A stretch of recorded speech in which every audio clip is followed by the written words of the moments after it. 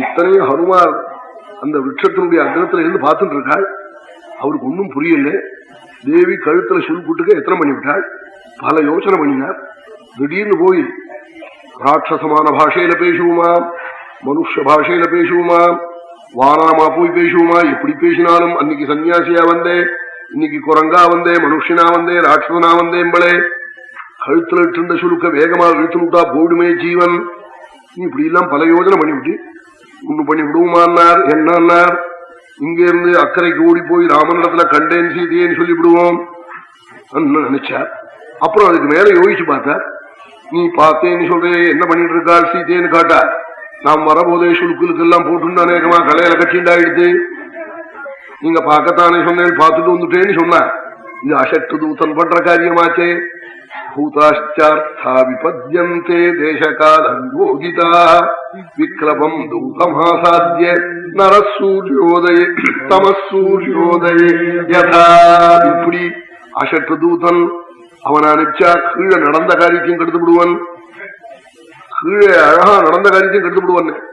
அவன் அங்கிருந்து அயல் நாட்டுக்கு ஒருத்தனை அனுப்பிச்சா நம்ம காரியத்துக்காக, அவன் தலையை சுருங்கின்னு அங்க போய் ரொட்டியும் பாலையும் குடிச்சிட்டு வரவன் அனுப்பலாமோ? அந்த ஊர்ல பால் மலுவா கிடைக்கிறது, அமெரிக்காவிலேன்னு குடிச்சிட்டு வந்தா போருமா? நம்மளுடைய பெருமையை போய் எங்க சொல்லி நம்முடைய கீர்த்தி அங்க நிலநாட்டிட்டு வரவனா இருக்கணும். அப்படின்னா பண்ணணும். அப்படிப்பட்ட தூத்தனா இருக்கணுமே. நாம் இது மாதிரி பண்ணினா தப்பா போடுமேன்னு ஹனுமார் இப்படி பல பிரகாரமா யோசிச்சு, இந்த சரீரத்தை பார்த்தா அவள் கட்டாயம் எந்த சரீரமா போனாலும் ராவணன் நினைப்பள். இப்ப தேவி மறிச்சுட்டாளையான ராமலட்சுமணால் மறிச்சு விடுவாள், கிருஷ்ணிந்த சுக்ரீவாதிகள்லாம் ஜீவனை விட்டு விடுவாள், பரதன் அயோத்தி போயிடும்.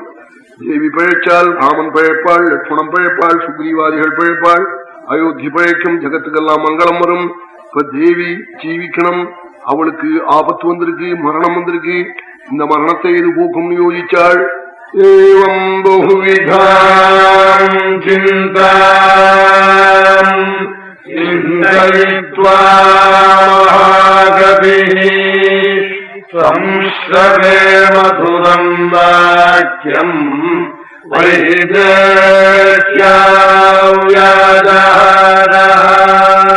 ராமாயணம் தான் தேவியினுடைய ஜீவனை ரட்சிக்கும், அயோத்தியை ரட்சிக்கும், கிஷ்கிந்தையை ரட்சிக்கும், ராமாதிகளை ரட்சிக்கும், தேவிக்கு வந்த ஆபத்தை போக்கும். ராமாயணம் தான் கத்தின்னு